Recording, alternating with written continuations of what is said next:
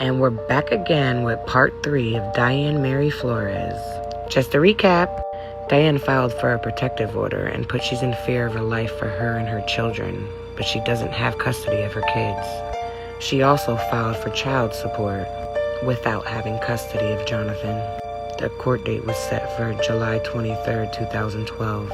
And as soon as the court learned she's not the custodial parent, the child support order was denied because she doesn't have rights or even visitation at this time. Doing all of this caused her and John to fight consistently. And her love quickly turned into domestic violence. And during one of those altercations, she ended up kicking John out to the street. Their son was so upset he ran to the window. After watching them fight, he did not want to stay with Diane. He wanted to go with his dad, and fell out of a 2-story window and became a nonverbal autistic child due to Diane's negligence. During this time, Steve and Natasha moved to Florida and got married. You would think Diane has a lot going on, but no, she still stalks Steve and Natasha. But this time, she remains quiet, but still lurking behind the shadows. Her non-stop stalking of Steve and Natasha and Joelle causes John and Diane to fight consistently. This puts Diane back into her old patterns, and what do you know? She gets John arrested for falsified domestic violence, of course. And he goes back, and for years they fall into the same cycle of her fighting with him, then her calling the cops saying it was him, then Diane kicking John out, to once again he's back fighting with her again, to once again she's calling the police again and kicking him out. In order for you to understand why John keeps going back, you need to understand his family. If John isn't with Diane, he's forced to move back in with his mama.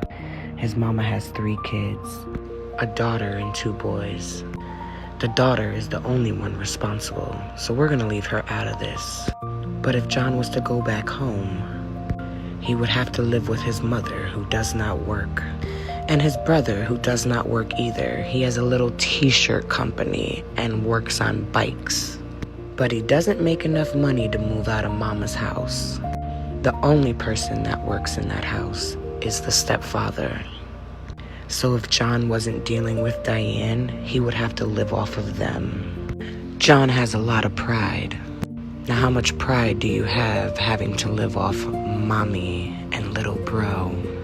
This is why he continuously goes back to fight with Diane, because she is the only one that will take him in. John and Diane got into a huge fight, and John broke her front tooth. This caused Diane to call the cops and once again kick him out to the street. But this time, John found comfort in a whole nother woman. This woman's name is Evie. John, of course, would go back to Diane, but every time he fought with Diane, he ended back with Evie. John went back and forth between Diane and Evie for years. Every time John had to get away, he would call her. But see, Evie also had a man, so John couldn't move in with Evie. So once again, he had no choice but to go back to Diane and his quote-unquote happy family. But given Diane's history, she cannot stay happy for long. And once again, the cycle continues, and she calls the cops on him again. And you guess what's next? She kicked him out. Once again. Now this time, Diane got served with court papers. Steve's mother is going to make her visit her son, Jonathan. And a visiting schedule for Jonathan was forced on Diane. She did absolutely nothing for Jonathan while Steve's mothers had him.